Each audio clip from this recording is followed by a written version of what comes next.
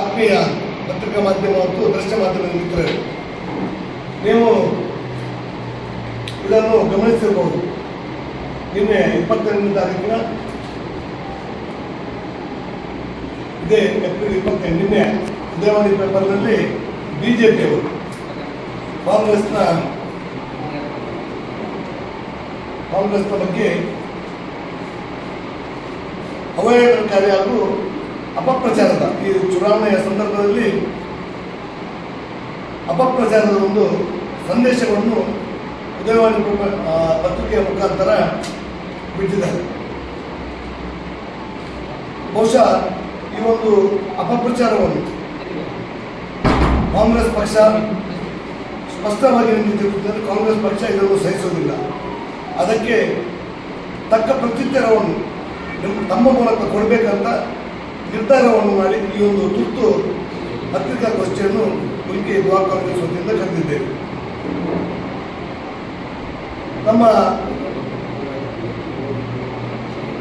ವಿರೋಧ ಪಕ್ಷದವರಾದಂಥ ಬಿಜೆಪಿಯವರು, ಭಾರತೀಯ ಜನತಾ ಪಕ್ಷದವರು ದಲಿತರ ಕಲ್ಯಾಣದಲ್ಲಿ ಮೀಸಲಾತಿ ಹಣ ಅನ್ಯರ ಪಾಲಾಗಬಹುದು, ದಲಿತರ ಬಗ್ಗೆ ಕಾಳಜಿಯ ಬಗ್ಗೆ ಅದರಲ್ಲಿ ಒಂದು ಹೇಳಿಕೆಯನ್ನು ಬಿಟ್ಟಿದ್ದಾರೆ.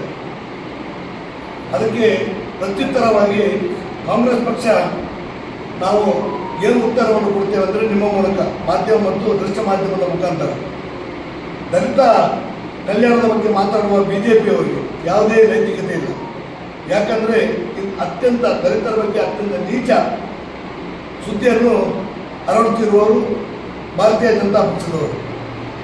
ದೇಶದಲ್ಲಿ 400 ಈ ಸಲ ಈ ಲೋಕಸಭೆಯಲ್ಲಿ 400ಕ್ಕಿಂತ ಅಧಿಕ ಸೀಟನ್ನು ಗೆದ್ದರೆ ಡಾಕ್ಟರ್ ಬಾಬಾ ಸಾಹೇಬ್ ಅಂಬೇಡ್ಕರ್ ಅವರು ಬರೆದಂಥ ಸಂವಿಧಾನವನ್ನು ನಾವು ಬದಲು ಮಾಡ್ತೇವೆ, ಬಿಸಾಡ್ತೇವೆ ಅಂತ ಹೇಳಿಕೆಯನ್ನು ಕೊಟ್ಟವರು ಅದೆಷ್ಟು ಬಿಜೆಪಿ ನಾಯಕರು. ಇಂಥವರ ಬಾಯಿಯಿಂದ ದಲಿತರ ಕಲ್ಯಾಣದ ಬಗ್ಗೆ ಮಾತನಾಡುವ ಹಕ್ಕು ಇವರಿಗೆ ಹಕ್ಕು ಯಾವತ್ತೂ ಇಲ್ಲ. ಆದ್ದರಿಂದ ಕಾಂಗ್ರೆಸ್ ಪಕ್ಷ ದಲಿತರ ಕಲ್ಯಾಣಕ್ಕಾಗಿ ಅದೆಷ್ಟೋ ಒಳ್ಳೆಯ ಕೆಲಸಗಳನ್ನು ಅದೆಷ್ಟೋ ವರ್ಷಗಳಿಂದ ಮಾಡುತ್ತಾ ಬಂದಿದೆ. ಆದ್ದರಿಂದ ಬಿಜೆಪಿಯವರಿಗೆ ಯಾವುದೇ ನೈತಿಕತೆ ಇಲ್ಲ ದಲಿತರ ಬಗ್ಗೆ ಮಾತಾಡುವ ವಿಷಯದಲ್ಲಿ. ಒಂದು ಪ್ರಯಾಣಿಕರು ಕುಕ್ಕರ್ ಬಾಂಬ್ ಸ್ಫೋಟಕ್ಕೆ ಬೆಲೆ ಹಾಕ್ತಾರೆ. ನಿಜವಾಗಿಯೂ ಕಾಂಗ್ರೆಸ್ ಪಕ್ಷ ಪ್ರತಿಯೊಂದು ಕೃತ್ಯವನ್ನು ಖಂಡಿಸುತ್ತದೆ. ಬಿಜೆಪಿಯವರು ಪ್ರತಿಯೊಂದು ಕೃತ್ಯದಲ್ಲಿ ಧರ್ಮವನ್ನು ಹುಡುಕುತ್ತಾರೆ. ಧರ್ಮವನ್ನು, ಜಾತಿಯನ್ನು ತಂದು ಮಧ್ಯ ತಂದು ಅದರಲ್ಲಿ ಅವರ ರಾಜಕೀಯ ಬೇರೆಯನ್ನು ಬೇಯಿಸ್ತಾರೆ. ಆದರೆ ಕಾಂಗ್ರೆಸ್ ಪಕ್ಷ ಯಾವುದೇ ಧರ್ಮದವರು ಮಾಡಲಿ, ಯಾವುದೇ ಜಾತಿಯವರು ಮಾಡಲಿ, ಎಲ್ಲದನ್ನು ಸಮಾನವಾಗಿ ಕಂಡು ಅದಕ್ಕೆ ತಕ್ಕ ಶಿಕ್ಷೆ ಆಗಬೇಕಂತ ಹೋರಾಟ ಮಾಡಿದ್ದು ಇಷ್ಟರವರೆಗೂ ಕಾಂಗ್ರೆಸ್ ಪಕ್ಷ. ಉತ್ತರ ಬಾಂಬ್ ಸ್ಫೋಟದ ಬಗ್ಗೆ ಮಾತನಾಡ್ತಾರೆ. ಅದೇ ನಮಗೆಲ್ಲರಿಗೂ ಗೊತ್ತಿದೆ. ನಮ್ಮ ವಿಮಾನ ನಿಲ್ದಾಣವನ್ನು ಈ ಆದಿತ್ಯ ರಾವ್ ಅನ್ನೋರು ಅದೆಷ್ಟು ವಿಮಾನ ನಿಲ್ದಾಣದಲ್ಲಿ ಬಾಂಬ್ ಸ್ಫೋಟವನ್ನು ಮಾಡಿದರು. ಅದರ ಬಗ್ಗೆ ಬಿಜೆಪಿ ಇಷ್ಟರವರೆಗೂ ಯಾವುದೋ ಒಂದು ಹೇಳಿಕೆಯನ್ನು ಕೊಡ್ತಾ ಇಲ್ಲ. ಇಲ್ಲಿ ಸ್ಪಷ್ಟವಾಗಿ ಹೇಳುವುದೇನೆಂದರೆ ಅನ್ಯ ಧರ್ಮದವರು ಮಾಡಿದ ಒಂದು ಕೃತ್ಯ ಏನಾದರೂ ಇದ್ದರೆ ಅದನ್ನು ಹಿಡಿದುಕೊಂಡು ರಾಜಕೀಯ ಮಾಡೋದು. ಈ ಚುನಾವಣೆಯ ಸಮಯದಲ್ಲಿ ಈ ವೋಟ್ ಬ್ಯಾಂಕ್ ರಾಜಕೀಯವನ್ನು ಮಾಡೋದು ಇದು ಬಿಜೆಪಿಯವರ ಕುತಂತ್ರ. ಈ ಹೇಳಿಕೆಯನ್ನು ನಾವು ಸ್ಪಷ್ಟವಾಗಿ ಖಂಡಿಸ್ತೇವೆ. ನಿಮ್ಮ ಮಾಧ್ಯಮದ ಮುಖಾಂತರ ಅದಕ್ಕೆ ನಾವು ಪ್ರತ್ಯುತ್ತರವನ್ನು ಕೊಡ್ತಾ ಇದ್ದೇವೆ. ಅದೇ ಸ್ಪಷ್ಟವಾಗಿ ಹೇಳುವುದೇನೆಂದರೆ ಯಾವತ್ತೂ ಇಂಥ ಕೃತ್ಯವನ್ನು ಸಹಿಸುವುದಿಲ್ಲ. ಅದು ಯಾವುದೇ ಧರ್ಮದವರು ಮಾಡಲಿ, ಯಾವುದೇ ಜಾತಿಯವರು ಮಾಡಲಿ, ಸ್ಪಷ್ಟವಾಗಿ ನಾವು ಅದಕ್ಕೆ ಖಂಡಿಸ್ತೇವೆ. ಅದಕ್ಕೆ ತಕ್ಕ ಶಿಕ್ಷೆಯನ್ನು ಆಗಬೇಕೆಂಬ ನಾವು ಒತ್ತಾಯವನ್ನು ಮಾಡ್ತೇವೆ. ಅದೇ ಬಿಜೆಪಿಯ RTI ಕಾರ್ಯಕರ್ತ ವಿನಾಯಕ ಬಾಳಿಗ ಇವತ್ತು ನಿಮಗೆ ಎಲ್ಲರಿಗೂ ಗೊತ್ತಿದೆ. ವಿನಾಯಕ ಬಾಳಿಗ ಕೇಸ್ ಯಾವ ಮಟ್ಟದಲ್ಲಿದೆ, ಯಾವ ರೀತಿ ಅದಕ್ಕೆ ಹೋರಾಟವನ್ನು ಅಲ್ಲಿ ಜನರು ನಡೆಸ್ತಿದ್ದಾರೆ. ಇವಾಗಲೂ ಆ ಹೋರಾಟ ನಡೀತಾ ಇದೆ. ಇದರ ಪ್ರಮುಖರು ಆರೋಪಿ ಭಾರತೀಯ ಜನತಾ ಪಕ್ಷದ ಯುವ ಬ್ರಿಗೇಡ್ನ ರಾಜ್ಯಾಧ್ಯಕ್ಷರು. ಆದ್ದರಿಂದ ಬಿಜೆಪಿಯವರಿಂದ ಈ ನೈತಿಕತೆಯ ಪಾಠ ಈ ಕಾಂಗ್ರೆಸ್ ಪಕ್ಷಕ್ಕೆ, ಕಾಂಗ್ರೆಸ್ನವರಿಗೆ, ಕಾಂಗ್ರೆಸ್ನ ಕಾರ್ಯಕರ್ತರಿಗೆ ಅಲ್ಲ, ಸಾಮಾನ್ಯ ನಾಗರಿಕರಿಗೆ ಯಾರಿಗೂ ಅಗತ್ಯವಿಲ್ಲವನ್ನು ಸ್ಪಷ್ಟವಾಗಿ ಹೇಳಲಿಕ್ಕೆ ಇಷ್ಟಪಡ್ತೇನೆ ಅಂತ ಕೊಟ್ಟಿದ್ದಾರೆ. ಗಲ್ಲಭೆಕೋರರನ್ನು ಓಲೈಸುವುದು ಯಾರು? ನಾವು ಬಿಜೆಪಿ ನೇರ ಪ್ರಶ್ನೆ. ಗಲಭೆಕೋರನ್ನು ಓಲೈಸುವವರು ಯಾರು? ಚಿಕ್ಕಮಗಳೂರು ಜಿಲ್ಲಾ ಸಾಹಿತ್ಯ ಸಮ್ಮೇಳನಕ್ಕೆ ಪೆಟ್ರೋಲ್ ಬಾಂಬ್ ಹಾಕುತ್ತೇವೆ ಎಂಬ ಹೇಳಿಕೆ ಕೊಟ್ಟವರು ಯಾರು? ಚಿಕ್ಕಮಗಳೂರಿನ ಜಿಲ್ಲಾ ಸಾಹಿತ್ಯ ಸಮ್ಮೇಳನಕ್ಕೆ ಪೆಟ್ರೋಲ್ ಬಾಂಬ್ ಹಾಕುತ್ತೇವೆ ಅಂತ ಹೇಳಿಕೆ ಕೊಟ್ಟವರು ಯಾರು? ಮಾಧ್ಯಮದವರಿಗೆ ಗೊತ್ತಿರಬೇಕು, ಗೊತ್ತಿದೆ. ಆದ್ದರಿಂದ ಅದರ ಬಗ್ಗೆ ನಾವೇನು ಹೆಚ್ಚಿಗೆ ಹೇಳಲಿಕ್ಕೆ ಇಚ್ಛೆ ಪಡೆದಿಲ್ಲ. ಪ್ರತಿಯೊಂದು ಚುನಾವಣೆ ಸಮಯದಲ್ಲಿ ನೀವು ನೋಡ್ತೀರಿ, ಈಗ ಅದೇ ಹೆಚ್ಚು ಗಲಭೆಯನ್ನು ಜಾತಿ ಮಧ್ಯೆ, ಧರ್ಮದ ಮಧ್ಯೆ ಗಲಭೆಯನ್ನು ಸೃಷ್ಟಿಸುವುದೇ ಭಾರತೀಯ ಜನತಾ ಪಕ್ಷದವರು. ಆದ್ದರಿಂದ ಗಲಭೆ ವಿಷಯದಲ್ಲಿ ಯಾವುದೇ ರೀತಿಯ ಹೇಳಿಕೆಯನ್ನು ಬಿಜೆಪಿಯವರಿಗೆ ಕೊಡುವ ಹಕ್ಕಿಲ್ಲ. ನೈತಿಕತೆ ಅವರಿಂದ ಆ ಒಂದು ಪಾಠವನ್ನು ನಾವು ಕಾಂಗ್ರೆಸ್ನವರು ಕಲಿಯಬೇಕಾಗಿಲ್ಲ ಅವರಿಂದ. ಆದ್ದರಿಂದ ದಯವಿಟ್ಟು ಭಾರತೀಯ ಜನತಾ ಪಕ್ಷದಲ್ಲಿ ನಾವು ಹೇಳದಿರಿದ್ರೆ ಇಂಥ ಒಂದು ಅಪಪ್ರಚಾರವನ್ನು ಈ ಚುನಾವಣೆ ಸಂದರ್ಭದಲ್ಲಿ ಬಿಟ್ಟು ಬಿಡಿ. ನಮ್ಮ ಅಭಿವೃದ್ಧಿ ಏನಾದ್ರಿದ್ರೆ ಅದರ ಮೂಲಕ ನೀವು ರಾಜಕೀಯವನ್ನು ಮಾಡಿ ಅಂತ ಹೇಳಿಕ್ಕೆ ಇಚ್ಛಪಡ್ತೇವೆ. ನ್ಯಾಯಾಲಯದ ತೀರ್ಪನ್ನು ಪಾಲಿಸುವವರು, ನಾವು ಸಂವಿಧಾನಕ್ಕೆ ಗೌರವವನ್ನು ಕೊಡುವವರು. ಇವತ್ತು ಭಾರತೀಯ ಜನತಾ ಪಕ್ಷದವರು ಅಧಿಕಾರದಲ್ಲಿರುವವರು ಕಾವೇರಿ ನೀರು ತಮಿಳುನಾಡಿಗೆ ನಾವು ಹರಿಯಬಿಟ್ಟಿದ್ದೇವೆ. ಯಾಕಂದರೆ ನ್ಯಾಯಾಲಯದ ಆದೇಶವನ್ನು ಪಾಲಿಸತಕ್ಕದ್ದು. ಅದನ್ನು ಭಾರತೀಯ ಜನತಾ ಪಕ್ಷದವರು ಅಧಿಕಾರದಲ್ಲಿರುವವರು ಪಾಲಿಸಿದ್ದಾರೆ. ಅದೇ ರೀತಿ ನಮ್ಮ ಕಾಂಗ್ರೆಸ್ ಸರ್ಕಾರದವರು ಕೋರ್ಟ್ನ ಆದೇಶವನ್ನು ನಾವು ಪಾಲಿಸ್ತಿದ್ದೇವೆ. ಇದನ್ನು ಯಾರು ಉಲ್ಲಂಘಿಸುವಂತಿಲ್ಲ. ಆದ್ದರಿಂದ ಕಾವೇರಿ ನದಿ ನೀರಿನ ಬಗ್ಗೆ, ನೀರಿಗಾಗಿ ಬೇಕೆಂದೂ ಇದರ ಬಗ್ಗೆ ನಾವು ಹೋರಾಟವನ್ನು ನಮ್ಮ ರಾಜ್ಯಾಧ್ಯಕ್ಷರ ನೇತೃತ್ವದಲ್ಲಿ ಬೃಹತ್ ಮಟ್ಟದ ಹೋರಾಟವನ್ನು ಮಾಡಿದವರು ಕಾಂಗ್ರೆಸ್ ಪಕ್ಷದವರು. ಬಿಜೆಪಿಯವರು ಎಲ್ಲೂ ಯಾವ ನೀರಿಗಾಗೂ, ಯಾವ ಈ ಅಣೆಕಟ್ಟು ಯೋಜನೆ ಅದು ಯಾವುದಕ್ಕೂ ಹೋರಾಟ ಮಾಡಿದ್ದು ಯಾವುದೋ ಒಂದು ಉದಾಹರಣೆ ಇಲ್ಲ ಇದು. ಆದ್ದರಿಂದ ಈ ಕಾವೇರಿ ವಿಷಯದಲ್ಲಿ, ನೀರಿನ ವಿಷಯದಲ್ಲಿ ಈ ಬಿಜೆಪಿಯವರು ರಾಜಕೀಯ ಮಾಡುವಂಥದ್ದು ಸರಿಯಲ್ಲ. ಮತ್ತೆ ಈ ಚುನಾವಣಾ ಸಂದರ್ಭದಲ್ಲಿ ಅದನ್ನು ರಾಜಕೀಯ ಅಸ್ತ್ರವಾಗಿ ಅವರು ಉಪಯೋಗಿಸ್ತಾ ಇದ್ದಾರೆ. ಬಹುಶಃ ಅದಕ್ಕೆ ನಾವು ಪ್ರತ್ಯುತ್ತರವನ್ನು ಕೊಡ್ತೇವೆ. ಜನರು ಅದನ್ನು ಅರ್ಥ ಮಾಡಿಕೊಂಡಿದ್ದಾರೆ. ಎಲ್ಲರೂ ಬಿಜೆಪಿಯವರು ಕೋರ್ಟ್ನ ಆದೇಶವನ್ನು ಪಾಲಿಸಿದ್ದಾರೆ. ನಮ್ಮ ಕಾಂಗ್ರೆಸ್ ಪಕ್ಷವು ಕೋರ್ಟ್ನ ಆದೇಶಕ್ಕೆ ತಲೆಬಾಗಿದ್ದೇವೆ. ಇದನ್ನು ನಾವು ಹೇಳಲಿಕ್ಕೆ ಇಚ್ಛೆ ಪಡ್ತೇವೆ. ಹಾಗೆಯೇ ಹೊಟ್ಟೆ ಬಾಂಬ್ ಸ್ಫೋಟಕ್ಕೆ ಬಲಿಯಾಗಬೇಕಾ ಅಂತ ಮಾಧ್ಯಮದವರಲ್ಲಿ ನನ್ನೊಂದು ಪ್ರಶ್ನೆ.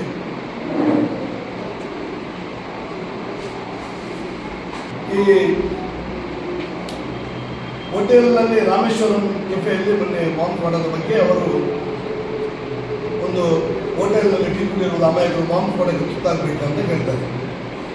ಆದರೆ ಕಾಶ್ಮೀರದ ಪುಲ್ವಾಮಾದಲ್ಲಿ ಬಹುಶಃ ನಿಮ್ಗೆಲ್ಲರಿಗೂ ಗೊತ್ತಿದೆ, ಮಾಧ್ಯಮೋತ್ತರಿಗೆ, ಒಂದು ನೊಣವು ಆ ಪ್ರದೇಶಕ್ಕೆ ಒಳ ಹೋಗಲಿಕ್ಕೆ ಸಾಧ್ಯವಿಲ್ಲ. ಅಂಥ ಭದ್ರತೆ ಇರುವಂಥ ನಮ್ಮ ದೇಶದ ಅತ್ಯಂತ ಬಲಿಷ್ಠ ಭದ್ರತೆ ಇರುವಂಥ ಪ್ರದೇಶ.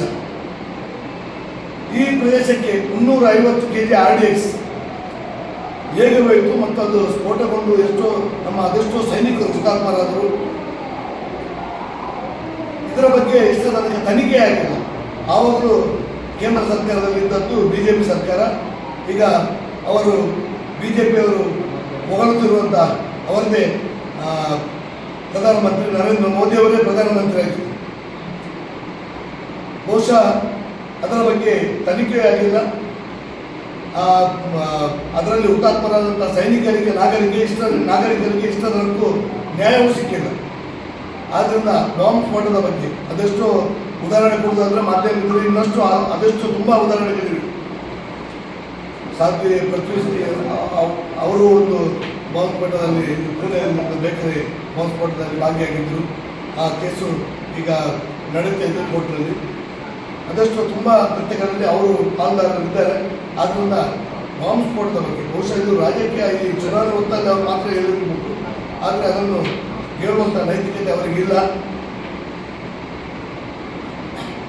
ಹಾಗೆ ವಿಧಾನಸೌಧದಲ್ಲಿ ಪಾಕಿಸ್ತಾನ ಜಿಂದಾಬಾದ್ ಅಂತ ಘೋಷಣೆ ಕುರಿತ ಬಗ್ಗೆ ಒಂದು ಇದನ್ನು ಕೊಟ್ಟಿದ್ದಾರೆ ಅವರು. ಈ ವಿಧಾನಸೌಧದಲ್ಲಿ ಪಾಕಿಸ್ತಾನ ಜಿಂದಾಬಾದ್ ಘೋಷಣೆಯನ್ನು ಕೂಗಬೇಕಂತ. ಆದರೆ ರಾಯಚೂರಿನ ಸಿಂದಗಿಯಲ್ಲಿ ಪಾಕಿಸ್ತಾನದ ಧ್ವಜ ಹಾರಾಟ ಮಾಡಿದವರೇ ಬಿಜೆಪಿಯ ಕಾರ್ಯಕರ್ತರು. ಅದು ಜಗಜ್ಜಾಹೀರಾಗಿದೆ, ಎಲ್ಲ ಮಾಧ್ಯಮದಲ್ಲಿ, ದೃಶ್ಯ ಮಾಧ್ಯಮದಲ್ಲಿ ಎಲ್ಲದರಲ್ಲಿ ಬಂದಿದೆ. ಮತ್ತೆ ಇವರು ಪಾಕಿಸ್ತಾನ ಜಿಂದಾಬಾದ್ ಘೋಷಣೆಯ ಬಗ್ಗೆ ಯಾಕೆ ಮಾತನಾಡುವ ನೈತಿಕತೆ ಏನಿದೆ ಇವರಿಗೆ? ತಮ್ಮದೇ ಇಂಥ ಕೃತ್ಯಗಳನ್ನು ಅದೆಷ್ಟೋ ಮಾಡಿದ್ದಾರೆ. ರಾಯಚೂರು ಸಿಂದಾಗಿ ನಿಮಗೆ ಒಂದು ಸಿಂಪಲ್ ಆಗಿ ನಿಮ್ಗೆ ಒಂದು ಉದಾಹರಣೆಯನ್ನು ಕೊಟ್ಟರು. ಅದೆಷ್ಟೋ ಕಡೆಗಳಲ್ಲಿ ಅವರು ಪಾಕಿಸ್ತಾನದ ಧ್ವಜವನ್ನು ಹಾರಾಟ ಮಾಡಿದ್ದಾರೆ. ಪಾಕಿಸ್ತಾನ ಜಿಂದಾಬಾದ್ ಅಂತ ಅವರೇ ಈ ಗುಂಪುಗಳ ಮಧ್ಯೆ ಹೋಗಿ ಅವರೇ ಘೋಷಣೆಯನ್ನು ಕೂಗಿದ್ದು ಉದಾಹರಣೆ ಇದೆ ತುಂಬ. ಆದ್ರಿಂದ ಇದೆಲ್ಲ ಈ ರಾಜಕೀಯ ಪ್ರೇರಿತ ಜನರನ್ನು ಪಾಪ ಈ ನಮ್ಮ ಅಮಾಯಕ ಪುಟ್ಟ ಜನರನ್ನು ಇವರ ರಾಜಕೀಯದ ಆಟಕ್ಕೆ ಬಲಿಪಶುವನ್ನು ಮಾಡ್ತಾ ಇದ್ದಾರೆ ಅಂತ ಹೇಳ್ತಾ, ಆದ್ದರಿಂದ ಇವರಿಗೆ ಆ ಬಗ್ಗೆ ಮಾತನಾಡುವ ಯಾವುದೇ ರೀತಿಯಲ್ಲಿ ಇವರಿಗೆ ಚುನಾವಣೆ ಸಮೀಪ ಬರುವಾಗ, ಚುನಾವಣೆ ಹತ್ತಿರ ಇರುವಾಗ ಇವರಿಗೆ ಪಾಕಿಸ್ತಾನದ ಮೇಲೆ ಜಾಸ್ತಿ ಪ್ರೇಮ. ಪಾಕಿಸ್ತಾನದವರಿಗೆ, ಈ ಭಾರತೀಯ ಜನತಾ ಪಕ್ಷದವರಿಗೆ ಪಾಕಿಸ್ತಾನದ ಹೆಸರು, ಪಾಕಿಸ್ತಾನದ ಮೇಲೆ ಪಾಕಿಸ್ತಾನದ ಹೆಸರು ಅಂತ ಇದ್ರೆ ಅವ್ರಿಗೆ ನಿದ್ದೆನೇ ಬರೋದಿಲ್ಲ ಚುನಾವಣೆ ಹೊತ್ತಿಲ್ಲ. ಅಮಾಯಕ ಜನರನ್ನು, ಮತದಾರರನ್ನು ಮೋಸ ಮಾಡುವಂಥ ಕೆಲಸವನ್ನು ಬಿಜೆಪಿ ಪಕ್ಷದವರು ಮಾಡುವುದನ್ನು ಬಿಡಲಿ.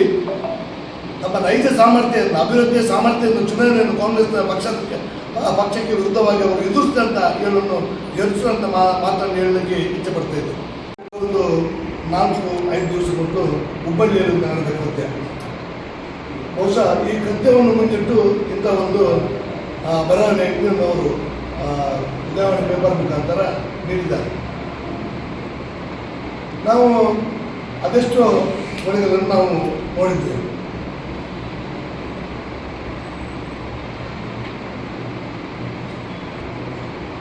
ಹನ್ನೆರಡು ವರ್ಷಗಳ ಹಿಂದೆ, ಈಗ ಪ್ರಸ್ತುತ ದೇಶ, ಖಾಲಿ ಭಾರತ ದೇಶದಲ್ಲಿ ಮಾತ್ರ ಅಲ್ಲ, ವಿದೇಶದಲ್ಲಿಯೂ ಈ ಬಗ್ಗೆ ಇವಾಗಲೂ ಚರ್ಚೆ ನಡೀತಾ ಇದೆ.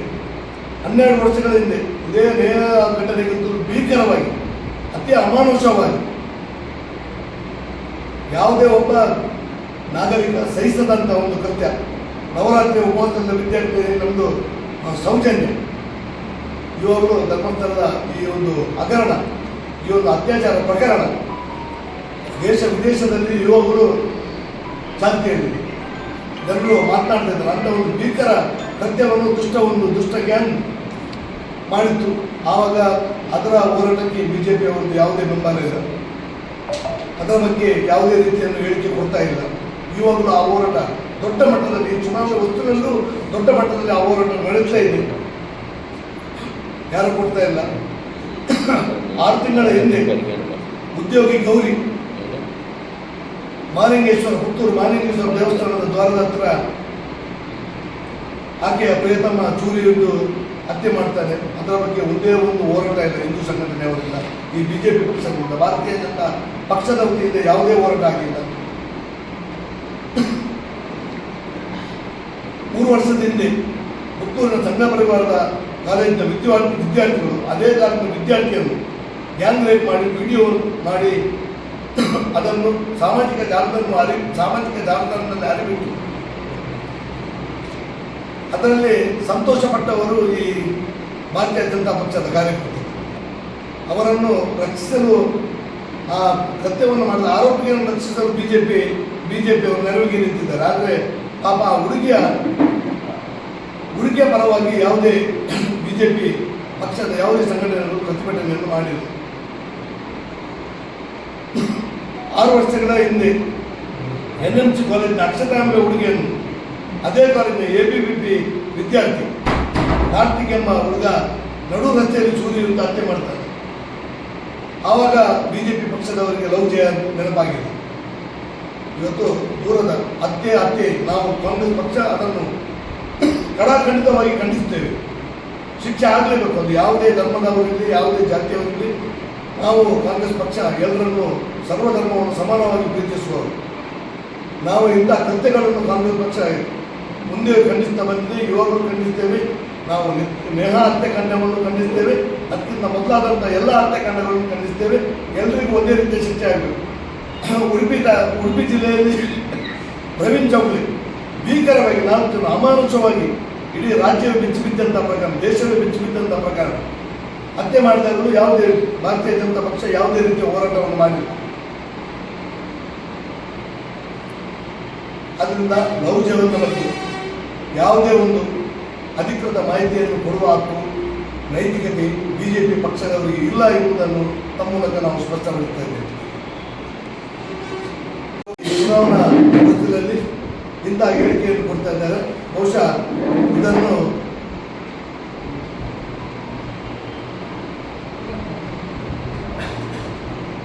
ಕರ್ನಾಟಕದಲ್ಲಿ 99%. ಅದು ಈಗ ಮುಗಿದು ಹೋದ ಅಧ್ಯಾಯ. ಆದ್ದರಿಂದ ಮಗದೊಮ್ಮೆ ಈ ನಕ್ಸಲೈಟ್ ಅದರ ಬಗ್ಗೆ ಈ ಪತ್ರಿಕೆಯಲ್ಲಿ ನಾವು ಕೊಟ್ಟು ಭಾರತೀಯ ಜನತಾ ಪಕ್ಷದವರು ಮತ್ತೊಮ್ಮೆ ಈ ಚುನಾವಣೆ ಹೊಸ್ತಿನಲ್ಲಿ ಅದರ ಲಾಭವನ್ನು ಪಡೆದುಕೊಳ್ಳುವ ಉದ್ದೇಶದಿಂದ ಇಂಥ ಒಂದು ಹೇಳಿಕೆಯನ್ನು ಬಾಲಿಶ ಹೇಳಿಕೆ ಒಂದು ಕೊಡ್ತಾ ಇದ್ದಾರೆ. ಬಹುಶಃ ಅದಕ್ಕೆ ಜನರೇ ಉತ್ತರವನ್ನು ಕೊಡ್ತಾರೆ. ಮೇಯರ್ ಹೋದ ಗೋಮಾತೆ ಕಸಾಯಿಖಾನೆಗೆ ಹೋಗಬೇಕಾ? ನಿಮ್ಮಲ್ಲಿ ಮಾಧ್ಯಮದ ಮಿತ್ರರಲ್ಲಿ ನಮ್ಮದೊಂದು ಪ್ರಶ್ನೆ. ಮೇಯರ್ ಹೋದ ಗೋಮಾತೆ ಬಹುಶಃ UPA ಸರ್ಕಾರ ಇರುವಾಗ ಕೇಂದ್ರದಲ್ಲಿ ಭಾರತ ಬೀಫ್ ಎಕ್ಸ್ಪೋರ್ಟ್ ಅಲ್ಲಿ ಬೀಫ್ ರಫ್ತಲ್ಲಿ 7ನೇ ಸ್ಥಾನದಲ್ಲಿದ್ದಂಥ ಭಾರತ ಈಗ ಪ್ರಸ್ತುತ ನರೇಂದ್ರ ಮೋದಿಯವರ ಭಾರತೀಯ ಜನತಾ ಪಕ್ಷ ಈಗ ಕೇಂದ್ರದಲ್ಲಿ ಅಧಿಕಾರದಲ್ಲಿದೆ. ಇವಾಗ ಭಾರತ 2ನೇ ಸ್ಥಾನದಲ್ಲಿದೆ. ಹಾಗಾದರೆ ಈ ಮೇಯರ್ ಹೋದ ದನ ಕಸಾಯಿಖಾನೆ ಸೇರಬೇಕಾ? ಈ ಲೇಖನೆಯ ಉದ್ದೇಶ ಏನು? ಇದು ಭಾರತೀಯ ಜನತಾ ಪಕ್ಷದವರಿಗೆ ಭಾರತೀಯ ಜನತಾ ಪಕ್ಷದವರಿಗೆ ಕೊಟ್ಟ ಹೇಳಿಕೆಯ ಅಲ್ಲ ಕಾಂಗ್ರೆಸ್ ಪಕ್ಷದಲ್ಲಿ? ನಮಗೆ ಅದು ತುಂಬ ಕನ್ಫ್ಯೂಸ್, ನಮಗೆ ಗೊತ್ತಾಗ್ತಾ ಇದೆ. ಯಾಕಂದರೆ 7ನೇ ಸ್ಥಾನದಲ್ಲಿದ್ದ ಭಾರತ ಬೀಫ್ ಎಕ್ಸ್ಪೋರ್ಟಲ್ಲಿ ಬೀಫ್ ರಫ್ತಲ್ಲಿ 7ನೇ ಸ್ಥಾನದಲ್ಲಿದ್ದ ಭಾರತ ಇವತ್ತು 2ನೇ ಸ್ಥಾನಕ್ಕೆ ಬಂದಿದೆ ಅಂದರೆ ಬಿಜೆಪಿಗೆ ಯಾರಿಗೆ ಟಾಂಗ್ ಕೊಡ್ತಾ ಇದ್ದಾರೆ? ಇದು ನರೇಂದ್ರ ಮೋದಿ ಅವರಿಗೆ ಟಾಂಗ್ ಕೊಡ್ತಾ ಇದ್ದಾರೆ. ಆದ್ದರಿಂದ ಈ ಚುನಾವಣೆಯ ಹೊಸ್ತಿನಲ್ಲಿ ಈಗ ನೀವು ನೋಡಿರ್ಬೇಕು, ರಾಜ್ಯದ ಬರ ಪರಿಹಾರಕ್ಕೆ ನಿನ್ನೆ ಸುಪ್ರೀಂ ಕೋರ್ಟ್ ಮುಖಾಂತರ ನಮ್ಮ ರಾಜ್ಯ ಸರ್ಕಾರಕ್ಕೆ ಜಯ ಸಿಕ್ಕಿದೆ. 27 ಸಂಸದರು, 25 ಮಂದಿ ಬಿಜೆಪಿ ಭಾರತೀಯ ಜನತಾ ಪಕ್ಷದ ಮತ್ತು ಒಂದು ಪಕ್ಷೇತರ ಮತ್ತೆ ಒಂದು JDS ಪಕ್ಷದಿಂದ. ಇವಾಗ 27 ಜನ ಒಟ್ಟಾಗಿದ್ದಾರೆ. 27 ಸಂಸದರು ಮೊನ್ನೆ ನಮ್ಮ ರಾಜ್ಯ ಸರ್ಕಾರದ ವಿರುದ್ಧ ಏನೋ ಮಾತನಾಡಿದ್ದಾರೆ. ನಾವು ಕೊಟ್ಟಿದ್ದೇವೆ, ಬೇಕಾದಷ್ಟು ಕೇಂದ್ರ ಕೊಡುವಷ್ಟು ಅದು ಕೊಟ್ಟಿದೆ, ಹಾಗೆ ಹೀಗೆ ಅಂತ. ಎಲ್ಲರೂ ಗೊತ್ತಿರ್ಬೋದು. ದೃಶ್ಯ ಮಾಧ್ಯಮದ TV ಮಾಧ್ಯಮದಲ್ಲಿ, ನಮ್ಮ ಪತ್ರಿಕಾ ಮಾಧ್ಯಮದಲ್ಲಿ ಎಲ್ಲ ಈ ಬಗ್ಗೆ ರಿಪೋರ್ಟ್ ಆಗಿದೆ. ಬಹುಶಃ ಆದರೆ ನಿನ್ನೆ ಸುಪ್ರೀಂ ಕೋರ್ಟು ಕರ್ನಾಟಕ ರಾಜ್ಯಕ್ಕೆ ಸೇರಬೇಕಾದಂಥ 18,172 ಕೋಟಿ NDRF ಅಡಿಯಲ್ಲಿ ಬರುವಂಥ 18,172 ಕೋಟಿಯನ್ನು ಈಗ ಚುನಾವಣಾ ಆಯೋಗ ಅದಕ್ಕೆ ಅಷ್ಟು ಹೇಳಿದೆ. ಕೋರ್ಟ್ ಮುಖಾಂತರ ಅದಕ್ಕೆ ನಮ್ಮ ಕರ್ನಾಟಕ ರಾಜ್ಯಕ್ಕೆ ನಾವು ಯಾವ ರೀತಿಯ ಹೋರಾಟವನ್ನು ಮಾಡಿದ್ದೇವ ಕೋರ್ಟ್ ಮುಖಾಂತರ ಅದಕ್ಕೆ ಜಯ ಸಿಕ್ಕಿದೆ. ಹಾಗಾದರೆ ಇವರು ರೈತರ ವಿರೋಧಿ ಅಂತ ಇಲ್ಲಿ ಸ್ಪಷ್ಟವಾಗಿ ನಮಗೆ ಗೊತ್ತಾಗ್ತಾ ಇದೆ. ರೈತರ ವಿರೋಧ ಯಾರಾದರೂ ಇದ್ದರೆ ಅದು ಭಾರತೀಯ ಜನತಾ ಪಕ್ಷ. ಭಾರತೀಯ ಜನತಾ ಪಕ್ಷ ಈ ನಮ್ಮ ಕೇಂದ್ರಕ್ಕೆ ಬರ ಪರಿಹಾರದ ಪಾಲನ್ನು ಕೊಡದೆ ನಮ್ಮ ರೈತರನ್ನು ಇವತ್ತು ಬೀದಿ ಪಾಲಾಗುವಂಥ ಒಂದು ಕೆಲಸಕ್ಕೆ ನಮ್ಮ ಭಾರತೀಯ ಜನತಾ ಪಕ್ಷ ಕೈ ಹಾಕಿದೆ. ಅಂತ ಭಾರತೀಯ ಜನತಾ ಪಕ್ಷಕ್ಕೆ ಕಾಂಗ್ರೆಸ್ನ ಬಗ್ಗೆ ಅವಹೇಳನ ಮಾಡಿ ಅಪಪ್ರಚಾರವನ್ನು ಮಾಡಿ ಈ ರಾಜಕೀಯದಲ್ಲಿ ಈ ಚುನಾವಣೆ ಹೊಸ್ತಿನಲ್ಲಿ ಚುನಾವಣಾ ಗಿಮಿಕ್ಸ್ ಅಂತ ನಾವು ಹೇಳ್ತೇವೆ. ಈ ಚುನಾವಣೆ ಗಿಮಿಕ್ಸ್ ಮಾಡಲು ಇದು ಸರಿಯಲ್ಲ. ಅವರಿಗೆ ತನ್ನ ಅಭಿವೃದ್ಧಿಯ ಮುಖಾಂತರ ಅವರು ಮತದಾರರ ಬಳಿ ಹೋಗಿ ಅವರಿಗೆ ಮತವನ್ನು ಯಾಚಿಸಲಿಕ್ಕೆ ನಾನು ಕೇಳಲಿಕ್ಕೆ ನಿಮ್ಮ ಮೂಲಕ ಇಷ್ಟಪಡ್ತೇನೆ. ಮುಖ್ಯಮಂತ್ರಿ ರಾಜ್ಯಾಧ್ಯಕ್ಷರನ್ನ ಡಿ ಕೆ ಶಿವಕುಮಾರ್ ಸರ್ ಅವರ ನೇತೃತ್ವದ ನಮ್ಮ ಕಾಂಗ್ರೆಸ್ ಸರ್ಕಾರ ಅದನ್ನು ನಾವು ಅನುಷ್ಠಾನಕ್ಕೆ ತಂದಿದ್ದೇವೆ. ಎಲ್ಲ ಗ್ಯಾರಂಟಿಗಳನ್ನು ಅನುಷ್ಠಾನಕ್ಕೆ ತಂದಿದ್ದೇವೆ. ಇವತ್ತು ನಮ್ಮ ಮಹಿಳೆಯರಿಗೆ 2,000 ಉಚಿತ ವಿದ್ಯುತ್ ಶಕ್ತಿ ಯೋಜನೆ, ಬಸ್ನ ಉಚಿತ ಸರ್ಕಾರಿ ಬಸ್ಗಳಲ್ಲಿ ಮಹಿಳೆಯರಿಗೆ ಎಲ್ಲ ನಾವು ನುಡಿದಂತೆ ನಡೆದ್ದೇವೆ. 5 ಗ್ಯಾರಂಟಿಗಳನ್ನು ಬಿಟ್ಟರೆ 5 ಗ್ಯಾರಂಟಿಗಳನ್ನು ಅನುಷ್ಠಾನಕ್ಕೆ ತಂದು ನುಡಿದಂತೆ ನಡೆದ್ದೇವೆ. ಆದರೆ ಬಿಜೆಪಿಯವರಿಗೆ ಇವತ್ತು ಮತದಾರರ ಬಳಿ ಹೋಗಲಿಕ್ಕೆ ಯಾವುದೇ ಒಂದು ಅಭಿವೃದ್ಧಿ ಕೆಲಸಗಳ ಅವಶ್ಯಕ ಇಲ್ಲ. ಅವರಿಗೆ ಅಪಪ್ರಚಾರ ಮಾತ್ರ ಅವರ ಹತ್ರ ಉಳಿದಿದೆ. ಆದ್ದರಿಂದ ಈ ಅಪಪ್ರಚಾರಕ್ಕೆ ಕೈ ಹಾಕಿದರೆ ಮಾಧ್ಯಮದ ಮಿತ್ರರ ಮುಖಾಂತರ ನಾವು ಮನವಿ ಮಾಡುವುದಕ್ಕೆ ಮತದಾರ ಬಾಂಧವರೇ, ಬಿಜೆಪಿ ಪಕ್ಷದವರು ಅಪಪ್ರಚಾರವನ್ನು ಮಾಡುತ್ತಾ ನಿಮ್ಮ ಮನೆಗೆ ಬಂದರೆ ಅವರಿಗೆ ಮಾತಿನ ಮೂಲಕ ಉತ್ತರವನ್ನು ಕೊಡಿ. ನಮ್ಮ ಕಾಂಗ್ರೆಸ್ ಪಕ್ಷಕ್ಕೆ ಈ ಸಲ ನಾವು ಈ ದಕ್ಷಿಣ ಕನ್ನಡದ ದಕ್ಷಿಣ ಕನ್ನಡದ ಲೋಕಸಭಾ ಕ್ಷೇತ್ರಗಳು ನಾವು ಗೆಲ್ಲುತ್ತೇವೆ ಎಂಬ ಅತಿಯಾದ ಆತ್ಮವಿಶ್ವಾಸ ನಮ್ಮಲ್ಲಿದೆ. ಯಾಕಂದರೆ ನಮ್ಮಲ್ಲಿ ಕಾಂಗ್ರೆಸ್ ಪಕ್ಷ ಕೊಟ್ಟಂಥ 5 ಗ್ಯಾರಂಟಿಗಳ ಶಕ್ತಿ ಇದೆ. ಆದ್ದರಿಂದ ಬಿಜೆಪಿ ಅವರಿಗೆ ಈ ಸೋಲಿನ ವಾಸನೆ ಈಗ ಬಂದಿದೆ. ಸೋಲಿನ ವಾಸನೆ ಅವರ ಮೂಗಿಗೆ ಬೆಳೆದಿದೆ. ಆದ್ದರಿಂದ ಈ ಕೊನೆಯ 4-5 ದಿವಸದಲ್ಲಿ ಬೇಕಾಬಿಟ್ಟಿ ಅಪಪ್ರಚಾರಗಳು ಮನೆ ಮನೆಗೆ ತೆರಳಿ ದೂರದ ಉಬ್ಬಳ್ಳಿ ಅಂತಂದ ಕೃತ್ಯವೇ ಅದನ್ನು ನಾವು ಖಂಡಿಸ್ತೇವೆ. ಆದರೆ ಇಲ್ಲಿ ರಾಜಕೀಯಕ್ಕಾಗಿ ಬಿಜೆಪಿ ಪಕ್ಷದವರು ಬಳಸ್ತಾ ಇದ್ದಾರೆ. ಮನೆ ಮನೆಗೆ ಹೋಗಿ ನೋಡಿ ನಮ್ಮ ಹುಡುಗಿಯರ ನಾಳೆ ಹೀಗೆ ಆಗ್ತದೆ ಕಾಂಗ್ರೆಸ್ ಪಕ್ಷ ಬಂದರೆ ಅಂತ ಇಂಥ ಅಪಪ್ರಚಾರವನ್ನು ಬಹುಶಃ ಜನರೀಗ ಎಲ್ಲ ಅರ್ಥ ಮಾಡಿಕೊಂಡಿದ್ದಾರೆ. ಬಿಜೆಪಿ ಅವರ ಅಪಪ್ರಚಾರ ಎಲ್ಲ 10 ವರ್ಷದಿಂದ ನೋಡಿ ಜನರಿಗೂ ಸಾಕಾಗಿದೆ. ಅದಕ್ಕಾಗಿ 135 ಸೀಟ್ ಗೆಲ್ಲಿಸುವ ಮುಖಾಂತರ ನಮ್ಮ ರಾಜ್ಯದಲ್ಲಿ ಸುಭದ್ರ ಸರ್ಕಾರವನ್ನು ಜನರೇ ಕೊಟ್ಟಿದ್ದಾರೆ, ಜನರೇ ಆಶೀರ್ವಾದ ಮಾಡ್ತಾರೆ.